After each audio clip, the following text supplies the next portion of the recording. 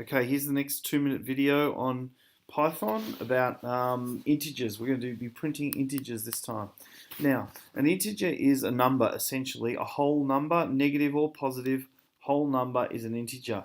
Now, if we start off here with our print statement, we've got print 3 plus 13. See how both of these numbers, 3 and 13, are in inverted commas. If you watch one of the previous videos, you'll know that everything inside inverted commas is a string. So if I ran this print statement, 3 plus 13 like this, I would actually get an output of 3 and 13.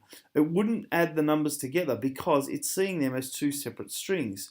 So to add numbers together, you actually take the inverted commas away and put just the numbers. So here's a statement, print 9 plus 7. So if I ran this, the number 16 is going to come up, it's going to work perfectly. If I want to do a negative, a takeaway, subtraction, I can do a 20 minus 4. That's going to work. That's going to print perfectly. If I want to do multiply, I use the star button, the above the 8. So hold down shift and above the 8, you should get a star. So that would be 8 times 2, and that should print out the result as well.